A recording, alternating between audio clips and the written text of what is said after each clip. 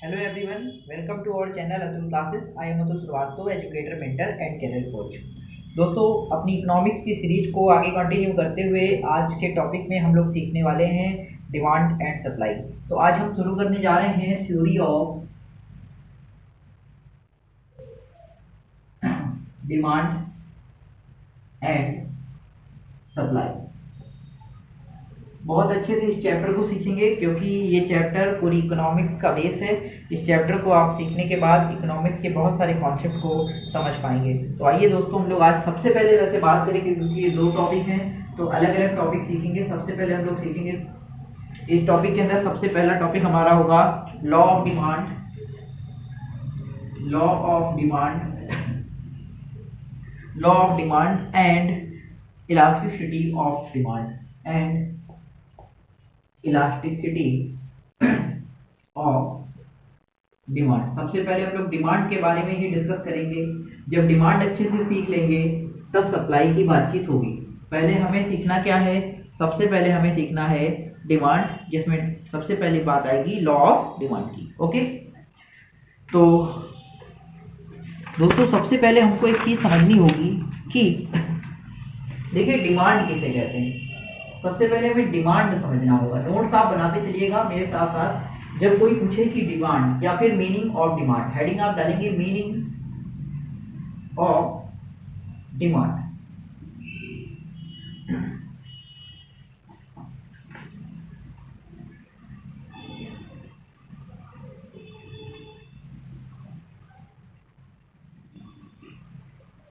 पहला है, तीन बातें डिमांड के लिए दोस्तों होनी चाहिए। पहला है डिजायर टू बाय,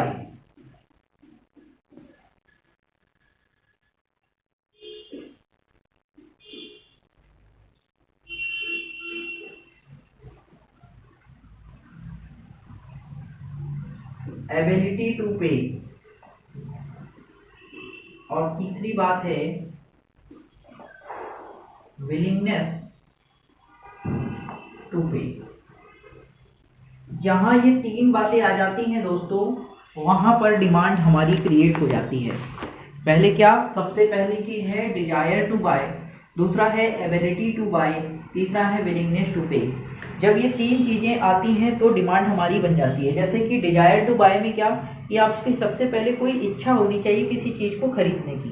जब आपके अंदर कोई चीज की इच्छा होती किसी चीज को खरीदने की तो डिमांड का एक पहला एलिमेंट क्रिएट होता है। दूसरा एलिमेंट है कि अब अगर आपके अंदर इच्छा है तो ही डिमांड नहीं बन जाएगी।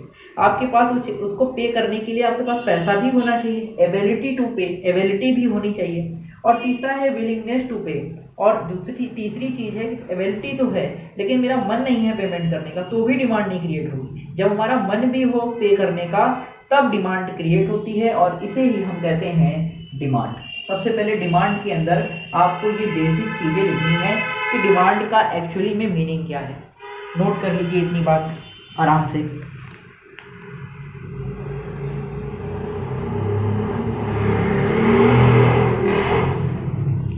और इसके बाद आप एक डेफिनेशन लिखेंगे डिमांड की।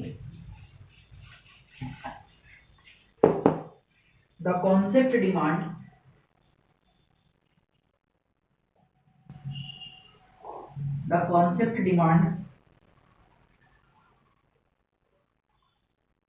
refers to the quantity of a goods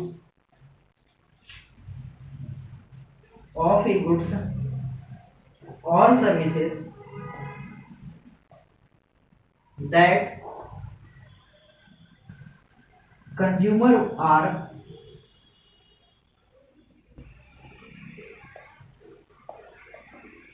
willing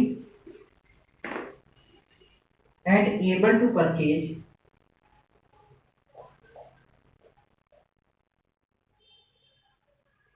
at various prices during a period of time.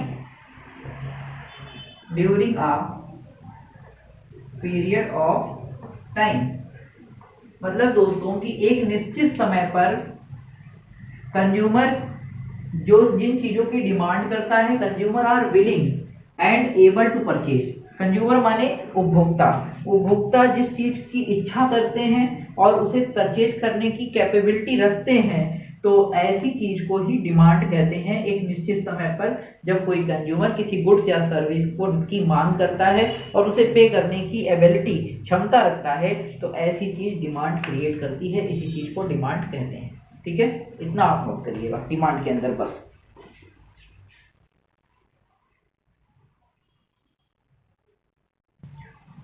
अब हम लोग अगला पॉइंट पढ़ेंगे, determinants of demand. Next point हमारा क्या है? Determinants of demand. Determinants of demand heading डालेंगे, डिटरमिनेंट्स ऑफ डिमांड। आज की वीडियो में केवल हम डिमांड को जानेंगे कि डिमांड है क्या। डिटरमिनेंट्स ऑफ डिमांड, डिटरमिनेंट्स का मतलब होता है दोस्तों फैक्टर, फैक्टर ऑफ डिमांड। मतलब ऐसे कौन से फैक्टर्स हैं जो डिमांड को प्रभावित करते हैं, मतलब मांग को प्रभावित करने वाले कौन कौन से कारक हैं जिनसे मांग हमारी क्रिएट होती है या प्रभावित होती है। तो सबसे पहला फैक्टर है प्राइस। कौन सा फैक्टर है? प्राइस, यानी प्राइस ऑफ कमोडिटी। कमोडिटी का मतलब होता है दोस्तों गुड्स। गुड्स का मतलब होता है कोई वस्तु, यानी कि किसी वस्तु का जो प्राइस है वो डिमांड को क्या करता है?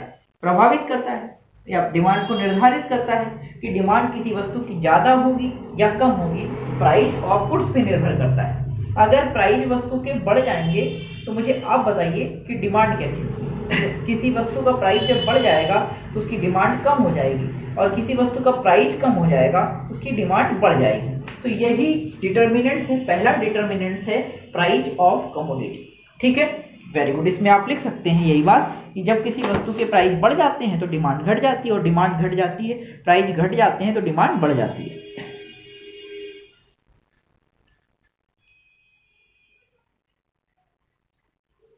अब दूसरी पॉइंट है आपका प्राइस ऑफ रिलेटेड गुड्स। हम इसमें समझाते चलेंगे, आप नोट्स कर बना लेंगे।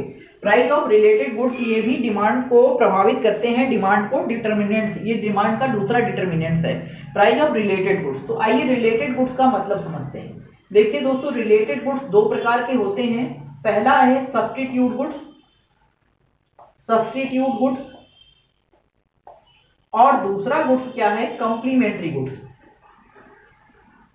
Complementary goods. देखिए जो सब्स्टिट्यूट गुड्स है ये क्या होता है? सब्स्टिट्यूट गुड्स क्या होते हैं? जो सब्स्टिट्यूट गुड्स होते हैं जिसमें एक की जगह पे दूसरे को यूज किया जा सके, सब्स्टिट्यूट गुड्स कहलाते हैं। जैसे टी और कॉफी, मतलब टी की जगह कॉफी को हम यूज कर सकते हैं। तो टी ने कॉफी को सब्स्टिट्यूट किया या कॉफी ने टी को कर सकती है। आप कॉफी की जगह टी पी सकते हैं, टी की जगह कॉफी पी सकते हैं। तो दोनों एक दूसरे के सब्स्टिट्यूशनल प्रोडक्ट हैं, इसीलिए टी सब्स्टिट्यूट गुड्स कहते हैं। लेकिन जो हमारे दोस्तों कंप्लीमेंट्री गुड्स हैं, कंप्लीमेंट्री गुड्स क्या क्या होते हैं? कंप्लीमेंट्री गुड्स हमारे जैसे मार्कर हम ले लेते हैं और इंक ले लेते हैं। बताइए इंक के बिना मार्कर बेकार है कि नहीं? मार्कर है तो इंक, मतलब ये दोनों ही साथ में लेना होगा तभी जाके एक प्रोडक्ट तैयार होगा और चलेगा। मतलब एक को लेकर काम नहीं बनेगा, ये एक दूसरे के पूरक हैं, इसीलिए एक कंप्लीमेंट्री कहते हैं। कंप्लीमेंट्री का मतलब पूरक वस्तुएं जो एक दूसरे को पूर्ण करती हैं, और सब्स्टिट्यूट का मतलब होता है प्रतिस्थापित वस्तुएं जो एक दूसरे के स्थान पर प्रयोग की जाती है। प्रतिस्थापित वस्तुएं, एक दूसरे के स्थान पर प्रयोग की जाने वाली वस्तुएं। तो मेरे ख्याल से आपको बात समझ में आ गई होगी इतनी कि दो प्रकार के रिलेटेड गुड्स दो होते हैं, सब्स्टिट्यूट और कंप्लीमेंट्री। तो अगर रिलेटेड गुड्स के प्राइस बदलेंगे तो रिलेटेड गुड्स की जो डिमांड है वो भी कहीं ना कहीं अप डाउन होगी। मान लीजिए कि टी के प्राइस ज्यादा हो गए, मान लीजिए टी के जो प्राइस हैं वो ज्यादा हो गए, तो बताइए, और कॉफी का प्राइस नहीं बढ़ा, कॉफी का प्राइस कम है लेकिन टी के प्राइस कॉफी से ज्यादा हो गए, तो फिर कॉफी की डिमांड क्या होगी? बताइए, इसकी डिमांड क्या होगी? इसकी डिमांड बढ़ जाएगी। अगर टी के प्राइस बढ़ जाएंगे तो कॉफी की डिमांड बढ़ जाएगी, और टी के प्राइस अगर घट जाएंगे तो कॉफी की डिमांड बताइए घट जाएगी। समझ गए? ये कम चलता है, ये यही हमारा सब्स्टिट्यूट गुड्स। कंप्लीमेंट्री के अंदर क्या होता है? मान लीजिए कि इसके प्राइस बढ़ गए तो इसकी इस इंक के प्राइस बढ़ गए तो इसकी जो है डिमांड क्या होगी, इसकी डिमांड कम हो जाएगी। अगर इसके प्राइस बढ़ गए इंक के तो इसकी डिमांड क्या होगी बताइए, थोड़ी कम हो जाएगी, है ना, क्योंकि यहाँ पर क्या है कि यहाँ पे दोनों ही कॉम्प्लीमेंट्री हैं, दोनों पे इफेक्ट सेम पड़ेगा। तो इस तरीके से आप समझ पा रहे हो कि रिलेटेड गुड्स के प्राइस भी कहीं ना कहीं डिमांड को अफेक्ट करते हैं। डिमांड बढ़ती या घटती है अगर रिलेटेड गुड्स में कोई चेंज आता है, तो दोनों ही रिलेटेड गुड्स हैं। ठीक है, इतनी बात आप नोट कर लीजिए। थर्ड फैक्टर क्या है, आइए थर्ड फैक्टर पे बातचीत करते हैं। थर्ड फैक्टर हमारा है level of income of household. दोस्तों, एक फैमिली की जो इनकम है उस पर भी डिमांड निर्भर करती है। अगर इनकम ज्यादा है, अगर इनकम क्या है बताइए, ज्यादा है, तो आप किसी चीज को डिमांड, किसी चीज की ज्यादा मांगेंगे, ज्यादा डिमांड करेंगे। अगर इनकम कम है तो आप डिमांड क्या करेंगे बताइए, डिमांड भी कम करेंगे। तो ये जो आपका ग्राफ बनता है, ये ग्राफ यही बताता है कि level of income of house hold पे भी डिमांड निर्भर करती है। ये भी डिमांड का एक फैक्टर है। अगला पॉइंट है taste and preference of consumer. और इसे आप समझ भी गए होंगे कि कंज्यूमर के टेस्ट और प्रेफरेंस पे भी डिमांड निर्भर करती है, फिर प्राइस मैटर नहीं करता। अगर टेस्ट इंपॉर्टेंट है, प्रेफरेंस इंपॉर्टेंट है तो प्राइस मैटर नहीं करता, प्राइस डजंट मैटर। उस केस में आप जिस चीज का आपको टेस्ट है, आप इंटरेस्ट है, प्रेफरेंस है, आप उस चीज की डिमांड को बढ़ा देंगे। आप उसको मार्केट में तुरंत जाके खरीद लेंगे, बाई करेंगे और उसे कंज्यूम करेंगे, तो डिमांड बढ़ जाएगी। अगला फैक्टर फिफ्थ नंबर, और जिसका टेस्ट और प्रेफरेंस नहीं है वो चीज आप नहीं खरीदेंगे।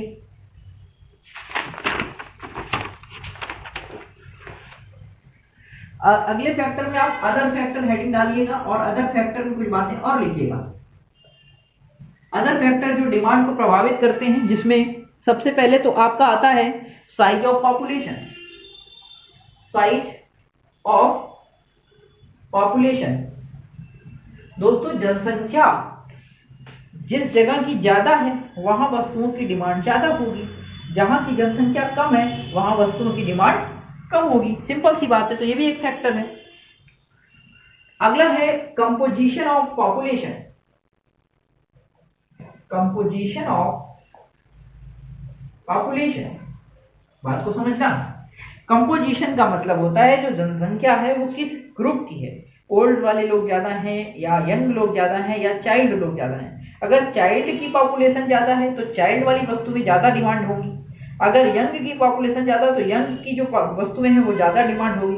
और जो ओल्ड, जैसे कि ओल्ड की पॉपुलेशन ज्यादा है तो स्टिक या फिर ग्लासेस जो है ज्यादा डिमांड होगी, है ना। बात आप समझ पा रहे हैं। तो इसे कहते हैं कंपोजिशन ऑफ पॉपुलेशन। ये भी डिमांड को इफेक्ट करता है। और एक अगला फैक्टर है डिस्ट्रीब्यूशन ऑफ इनकम।